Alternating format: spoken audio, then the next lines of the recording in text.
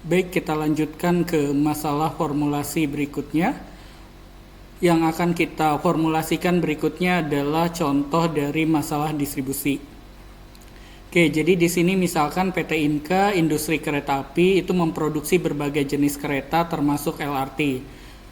Nah, PT Inka ini memiliki 2 gudang produksi, yaitu gudang 1 di Madiun dan gudang 2 di Banyuwangi. Nah, gudang di Madiun ini mampu mengirimkan paling banyak 15 gerbong LRT, sedangkan dari Banyuwangi itu dapat dikirim tidak lebih dari 25 gerbong. Nah, terdapat permintaan 10 gerbong LRT dari Kutai Kartanegara dan 20 gerbong ke Jakarta. Nah, pengiriman dilakukan melalui jalur darat dengan multi-axle truck atau kombinasi jalur darat dan laut. Kemudian biaya pengiriman dalam satu satuan mata uang untuk 1 unit gerbong LRT itu diberikan pada tabel berikut ya. Jadi biaya pengiriman dari gudang 1 di Madiun ke Kertanegara itu biayanya 6 satuan mata uang. Kemudian dari gudang 1 ke Jakarta itu 2 satuan mata uang. Kemudian dari gudang 2 ke Kutai Kartanegara itu 4, dan dari gudang 2 ke Jakarta biayanya itu 3 satuan mata uang. Nah, kita diminta memformulasikan suatu pemrograman linier dalam 4 variabel dan dalam 2 variabel untuk menentukan berapa banyak gerbong yang dikirim dari setiap gudang ke setiap kota tujuan agar biaya pengirimannya itu minimum. Jadi di sini nanti kita akan membuat 2 model pemrograman linier. Yang pertama dalam 4 variabel dan yang kedua itu dalam 2 variabel. Oke, jadi kita lihat dulu pemrograman linier dalam 4 variabel.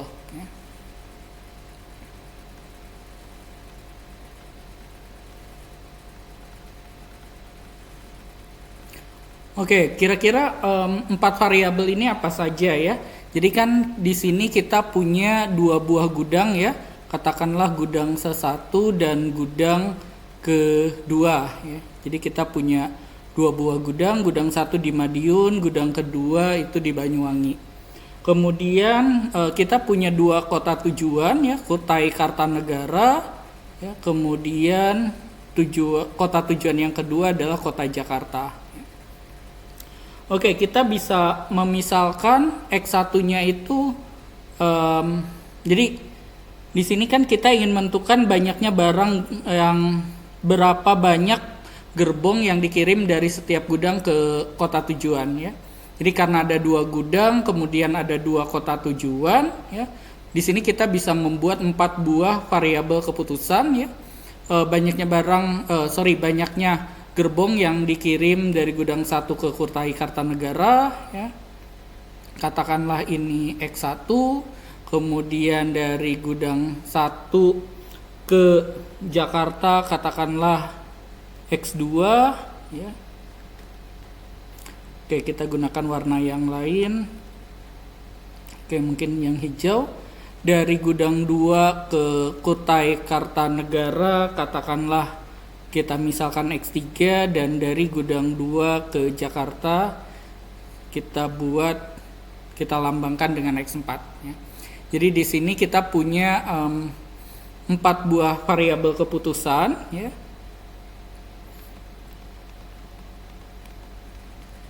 Jadi variabel keputusannya itu ada 4. Jadi misalkan X1 ini adalah banyaknya gerbong yang dikirim dari gudang 1 ke Kutai Kartanegara ya. Kemudian X2 ini banyaknya gerbong yang dikirim dari gudang 2 ke Kutai Kartanegara. X3 adalah banyaknya gerbong yang dikirim dari X2 tadi gudang 1 ke Jakarta ya. Gudang 1 ke Jakarta. X3 adalah gudang 2 ke Kutai Kartanegara. Dan X4 adalah banyaknya gerbong yang dikirim dari gudang 2 ke Jakarta. Oke, setelah kita identifikasi dan definisikan variabel-variabel keputusannya, kita lanjutkan ke mendefinisikan fungsi objektifnya.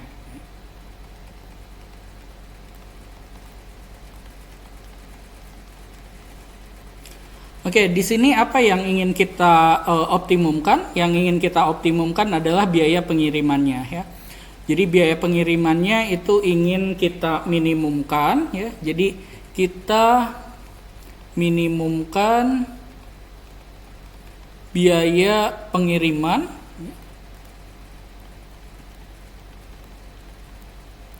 Oke, katakanlah biaya pengiriman kita simbolkan dengan huruf C, ya. Jadi C ini dari cost, ya, biaya pengiriman. Nah, biaya pengirimannya berapa, ya? Total biaya pengirimannya, pertama dari gudang 1 ke Kutai Kartanegara, biaya pengiriman 1 gerbongnya itu sebesar 6, ya, 6 satuan mata uang, karena yang dikirim ada sebanyak X1 gerbong, ya, berarti tinggal dikalikan saja 6 dikalikan X1, ya. Jadi ini adalah biaya pengiriman mengirim X1 gerbong dari gudang 1 ke Kutai Kartanegara. Kemudian biaya pengiriman dari gudang 1 ke Jakarta itu adalah 2 kali X2. Kemudian kita jumlahkan lagi di biaya pengiriman dari gudang kedua 4 dikalikan X3, ya. Gudang kedua ke Kutai Kartanegara jadi 4X3 ditambah dengan yang terakhir biaya pengiriman dari gudang 2 ke Jakarta, ya, 3 dikalikan X4. Oke, jadi ini adalah biaya pengirimannya, ya. Oke, kemudian setelah kita definisikan fungsi objektifnya, langkah berikutnya adalah mengidentifikasi kendala-kendalanya dan kita notasikan dalam bentuk matematik. Kendalanya ada kendala apa saja, ya? Pertama di sini ada kendala kapasitas gudang. Kendala kapasitas gudang ini yang pertama.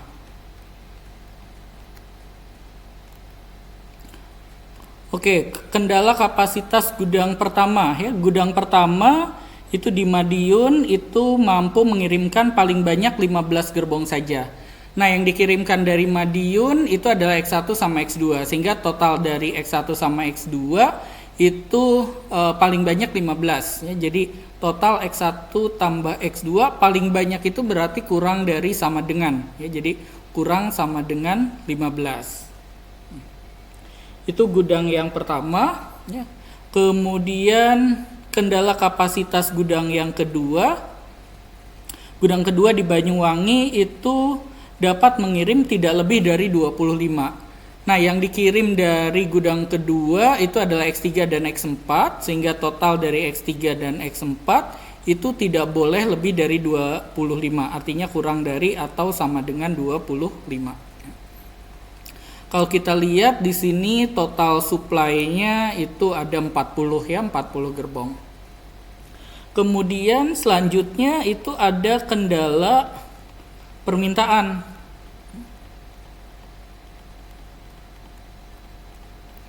Nah, dari Kutai Kartanegara itu memintanya 10 gerbong, ya. Lihat di sini tidak ada kata-kata paling banyak atau paling sedikit, ya, tidak ada kata-kata tidak lebih dari atau tidak kurang dari, ya. Permintaannya harus 10 gerbong dari Kutai Kartanegara. Berarti di sini kendalanya itu bukan pertaksamaan melainkan persamaan, ya. Jadi permintaan dari Kutai Kartanegara itu dikirimnya sebanyak berapa? Sebanyak X1 sama X3, ya. Jadi X1 ditambah X3-nya itu harus sama dengan 10 buah, ya, 10 buah gerbong. Kemudian Kota Jakarta itu meminta 20 gerbong, ya. Nah, gerbong yang dikirim ke Kota Jakarta itu ada berapa, ya? Ada X2 dari gudang 1 dan X4 dari gudang kedua, ya. Jadi X2 ditambah X4-nya itu harus sama dengan 20 gerbong. Terakhir, kendala ketak negatifan.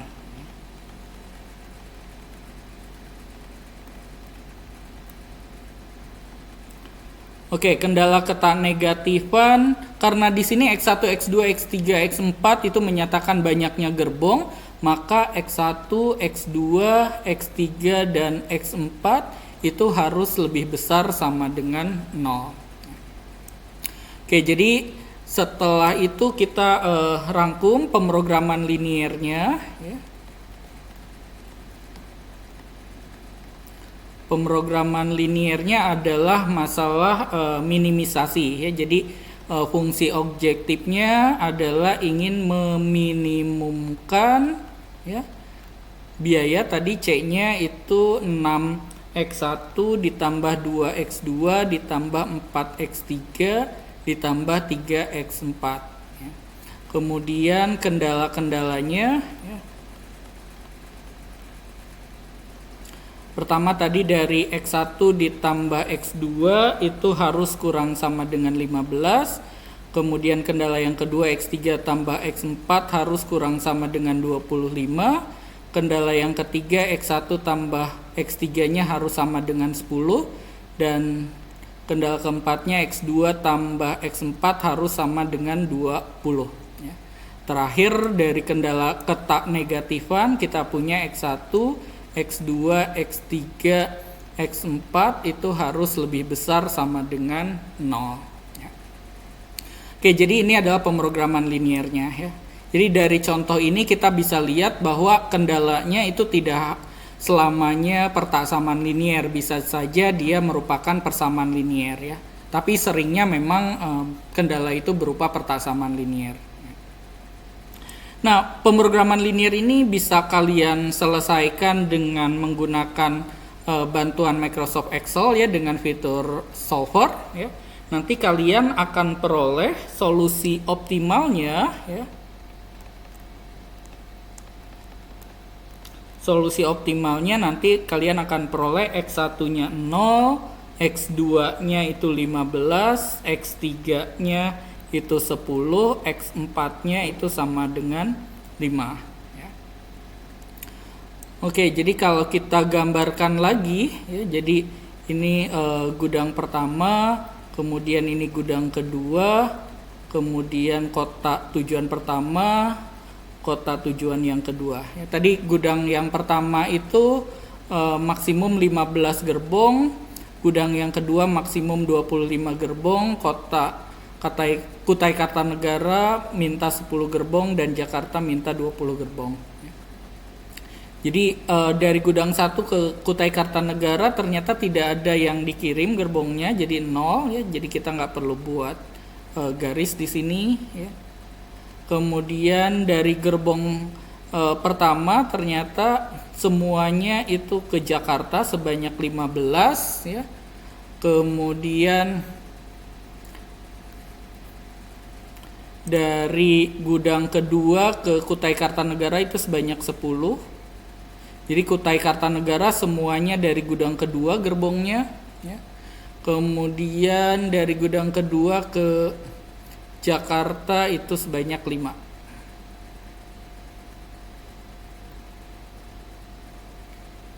Oke, jadi dari gudang kedua walaupun maksimumnya itu 25 gerbong ya, yang dikirim itu hanya 15 saja ya. Karena di sini supply-nya itu lebih banyak dibandingkan demand-nya ya. Oke, itu kalau misalkan kita formulasikan pemrograman liniernya itu dalam 4 variabel ya. Bagaimana kalau misalkan kita formulasikan dalam 2 variabel ya. Oke, jadi ya kita tuliskan di sini pemrograman linier dalam 2 variabel. Oke, bagaimana caranya supaya menjadi 2 variabel ya? Oke, kita perhatikan lagi gambarnya ya. Kita punya gudang 1, kemudian kita punya gudang kedua, kita punya kota 1, kota yang kedua. Oke, perhatikan bahwa Kota Kutai Kartanegara itu meminta 10 gerbong ya. Sehingga kalau misalkan dari gerbong ke-1 ke Kutai Kartanegara itu dikirimnya sebanyak X, maka dari gudang kedua ke Kutai Kartanegara itu sebetulnya tinggal 10 min X saja. Ya, kita tidak perlu menggunakan variabel yang berbeda ya. Karena Kutai Kartanegara mintanya sebanyak 10, jadi kalau dikirim sebanyak X dari gudang ke-1, ya berarti dari gudang kedua tinggal 10 min X saja ya. Kemudian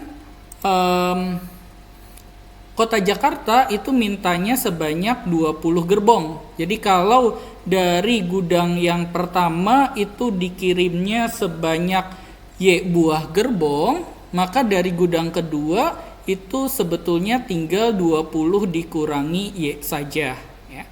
Jadi tidak perlu menggunakan variabel yang lain ya, sehingga yang kita butuhkan di sini hanya 2 buah variabel saja ya, variabel X dan variabel Y ya. Oke, sehingga variabel keputusannya itu hanya 2 buah saja ya. Oke, jadi di sini variabel keputusannya ya, itu hanya 2 buah saja. Yang pertama X ya. X ini adalah banyaknya gerbong yang dikirim dari gudang pertama ya, ke Kutai Kartanegara. Ya. Oke, sehingga banyaknya gerbong yang dikirim dari gudang pertama ke gudang kedua ke Kutai Kartanegara itu tinggal 10 min X saja. Ya. Kemudian Y-nya ini banyaknya gerbong yang dikirim dari gudang pertama ke Jakarta. Ya. Oke, setelah kita identifikasi variabel-variabel keputusannya, sekarang kita definisikan fungsi objektifnya. Fungsi objektifnya tadi kita ingin meminimumkan biaya ya. Meminimumkan biaya pengiriman, kita sudah simbolkan tadi biaya pengirimannya sebagai C ya. Oke, biayanya 6 dari gudang 1 ke Kutai Kartanegara jadi 6 dikali X ya. Oke, tidak perlu pakai kurung di sini. 6 dikali X. Kemudian dari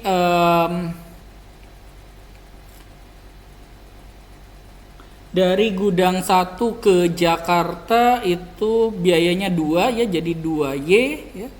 Ditambah dengan dari gudang 2 ke Kutai Kartanegara biayanya 4 ya, banyaknya barang yang dikirim adalah 10 dikurangi X ya.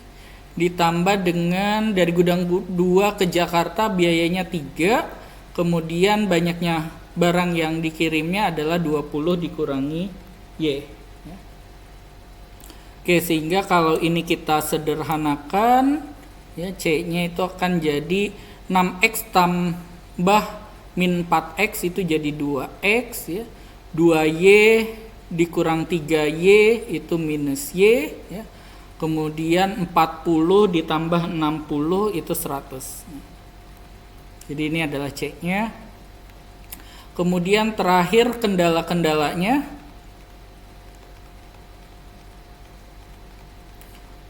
Oke.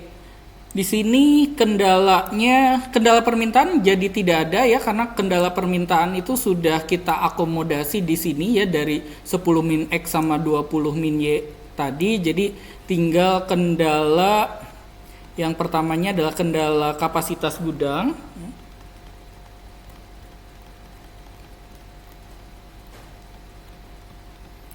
Untuk yang gudang pertama ya, kapasitasnya itu sebanyak 15 tadi ya, yang dikirim dari gudang pertama itu adalah X ditambah Y ya.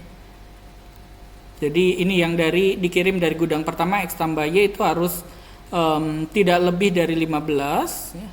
Kemudian yang dikirim dari gudang kedua itu ada sebanyak 10 min X ya, ditambah dengan 20 min Y. Itu harus kurang sama dengan 25. Oke, yang ini bisa kita sederhanakan menjadi 10 ditambah 20, 25-nya pindah ya ke sini min 25, lebih kecil sama dengan X-nya pindah ke sana jadi X tambah Y ya. Atau kita punya X tambah Y lebih besar sama dengan 30 kurangi 25 itu 5. Oke, kemudian kendala ketak negatifan. Jadi sudah tidak ada kendala permintaan ya. Jadi masuk ke kendala ketak negatifan. Oke, yang tidak boleh negatif itu bukan hanya X dan Y ya, melainkan yang dikirim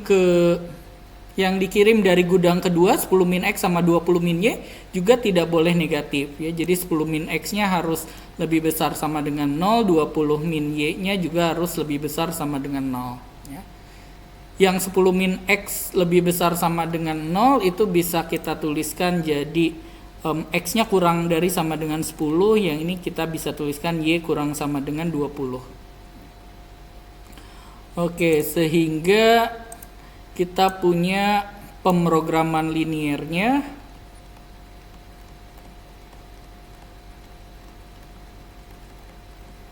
Itu adalah masalah minimisasi, minimumkan biayanya tadi C-nya itu adalah 2X dikurangi Y ditambah 100 ya.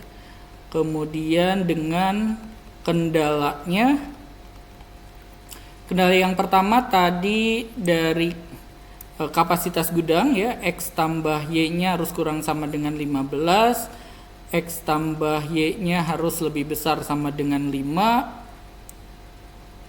Dari kendala ketak negatifan kita punya X-nya harus lebih besar sama dengan 0, Y-nya lebih besar sama dengan 0, X-nya kurang sama dengan 10, dan Y-nya kurang sama dengan 20.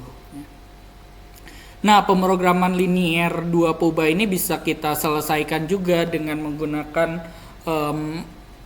fitur solver di Excel, ataupun kalian bisa juga mencoba dengan metode garis lidik dan metode titik pojok. Nanti akan diperoleh ya, solusi optimalnya itu ketika X-nya sama dengan 0 dan Y-nya sama dengan 15 ya. Sehingga kalau kita gambarkan lagi ya, jadi ini gudang pertama, gudang kedua, kotak pertama, kotak kedua ya. X itu tadi dari gudang pertama ke Kutai Kartanegara, karena 0 tidak perlu digambarkan ya, sisanya 10 min X itu dari gudang kedua ke Kutai Kartanegara itu sebanyak 10 ya. Kemudian dari gudang pertama ke Jakarta itu sebanyak Y 15 ya. Sebanyak 15 ya. Dari gudang kedua ke Jakarta ya, itu tinggal sisanya saja ya, 20 dikurangi Y tadi ya, 20 kurangi 15 itu jadi 20 kurangi 15 itu sama dengan 5 ya. Jadi solusinya itu sama saja dengan solusi pemrograman linier 4 POBA ya. Jadi mau kita modelkan dengan pemrograman linier dalam 4 POBA ataupun dengan 2 POBA, itu menghasilkan hasil yang sama.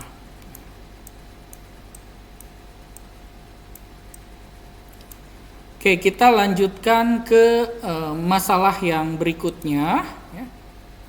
Di sini kita punya masalah penjadwalan bus.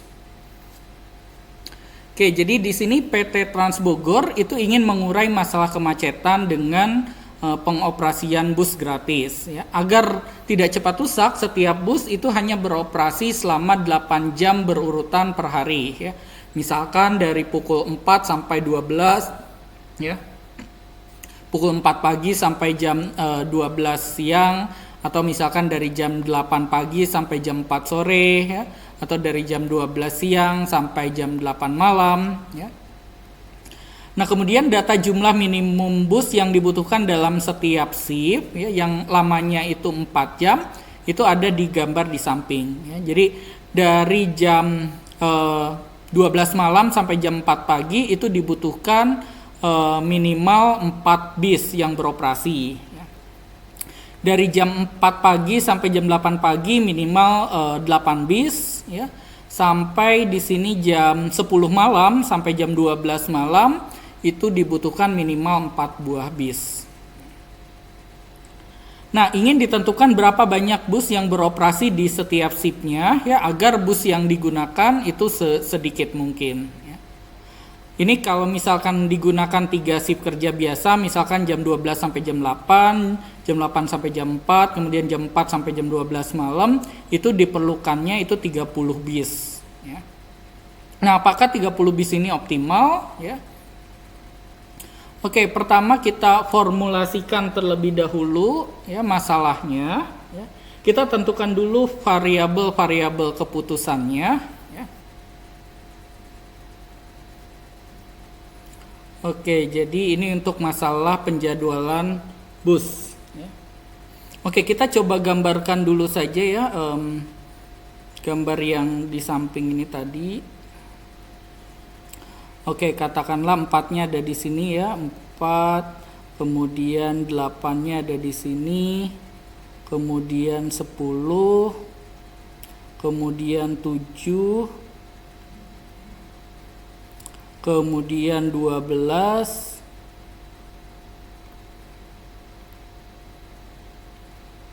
kemudian terakhir 4 lagi. Oke, ini jadi jam 0 ya, jam 12 malam ya, kemudian jam 4 pagi, jam 8 pagi, jam 12 siang, jam 4 sore, jam 8 malam, sorry ya, ini tadi jam 8 malam, bukan jam 10 ya, jam 8 malam sampai jam 12 malam. Oke, ini ada minimal 4 bis, 8, 10, 7, 12, 4.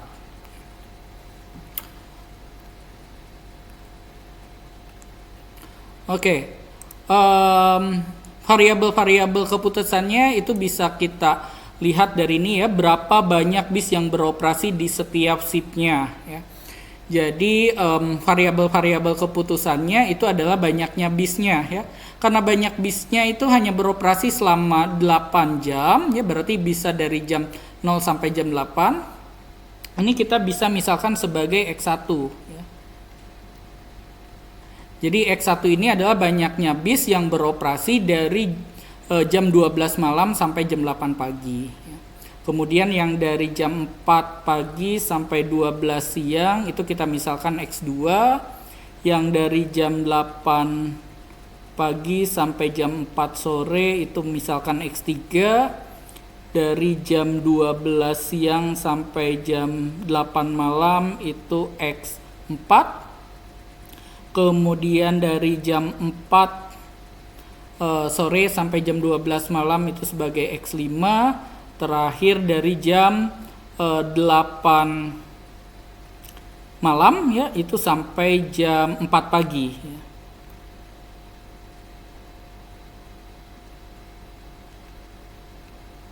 Itu adalah X6. Oke, jadi variabel-variabel keputusannya apa saja?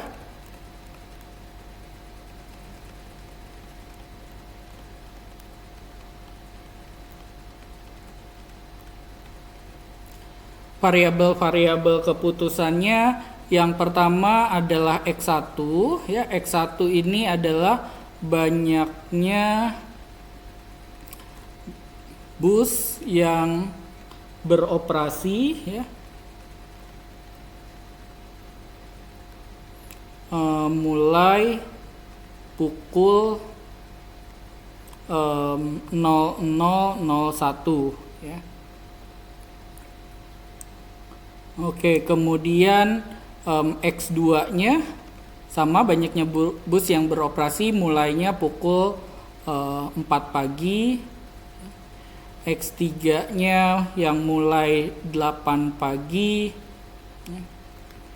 X4 yang mulai pukul 12 siang. X5 yang mulai pukul 4 sore. X6 itu yang mulai pukul 8 malam.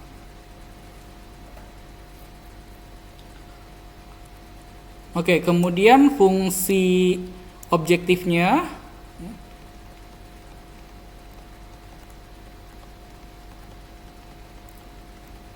kita ingin meminimumkan ini ya, di pertanyaannya agar bus yang digunakan sesedikit mungkin ya. Jadi kita ingin meminimumkan total bis yang digunakan ya. Total bis yang digunakan itu ada sebanyak berapa? Ada sebanyak total dari penjumlahan X1 sampai X6 ya. Jadi tinggal X1 tambah X2 tambah X3 tambah X4 tambah X5 tambah X6 ya. Ini yang kita minimumkan. Kemudian kendala-kendalanya.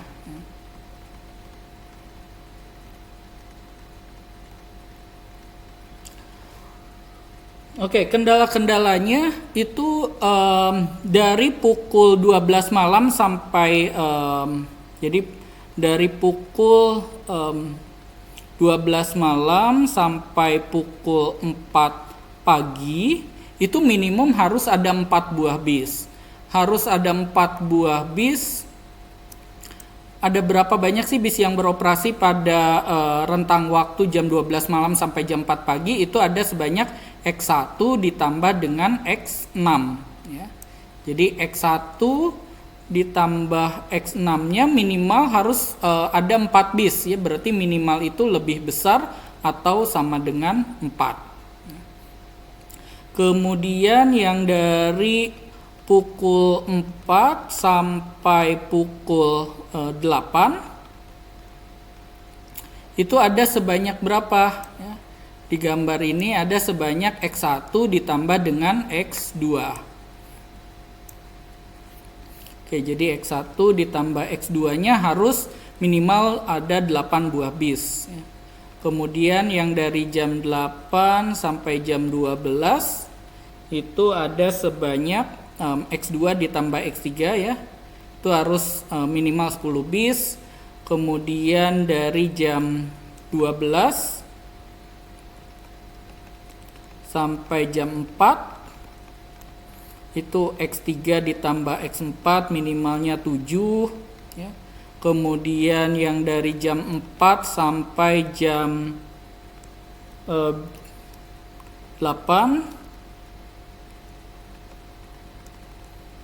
itu X4 ditambah X5 minimal harus ada 12 bis. Kemudian terakhir dari jam 8 malam sampai jam 12 malam itu adalah X5 ditambah X6, itu minimal harus ada 4 buah bis. Dan terakhir kendala ketanegatifan X1, X2, X3, X4, X5, X6 itu harus lebih besar sama dengan 0. Nah, katakanlah minimumkan Z ya. Ini kita minimumkan fungsi objektifnya Z sama dengan ini. Nah, tentu karena pemrograman liniernya ini dalam 6 variabel ya, kita tidak bisa menggunakan metode grafik ataupun metode titik pojok ya, karena kita tidak bisa gambarkan ya kalau 6 variabel. Kita bisa gunakan software ya, bisa menggunakan solver. Nanti akan diperoleh ya nilai minimumnya, nilai minimum dari Z itu akan diperoleh sama dengan 26 ya. Jadi ternyata shift kerja biasa itu tidak optimal ya, karena di shift kerja biasa itu dibutuhkan 30 bis ya. Sementara kalau kita gunakan shift yang Shift kerja yang tidak biasa seperti ini itu dibutuhkannya hanya 26 bis saja. Nah, ke 26 bis ini didapat dari X1, X2-nya berapa saja ya? X1, X2, X3, X4, X5, X6 itu nilainya bisa X1-nya 4, X2-nya 10, kemudian X3-nya 0, ya, X4-nya 8, X5-nya 4, X6-nya 0 ya. Nah, ternyata solusinya itu tidak tunggal ya, ada solusi yang lain. X1-nya 0 ya, X2-nya 10, kemudian X3-nya 0, X4-nya 12, X5-nya 0, X6-nya 4. Kemudian bisa juga X1-nya 2 ya, X2-nya 6, X3-nya 4, X4-nya 6, X5-nya 6, X6-nya 2 ya, dan lain-lain. Jadi ternyata solusinya itu tidak tunggal ya. Untuk nilai-nilai X1 sampai X6 seperti ini, nilai minimum Z-nya itu tetap 26 ya, dan tetap memenuhi kendala-kendalanya.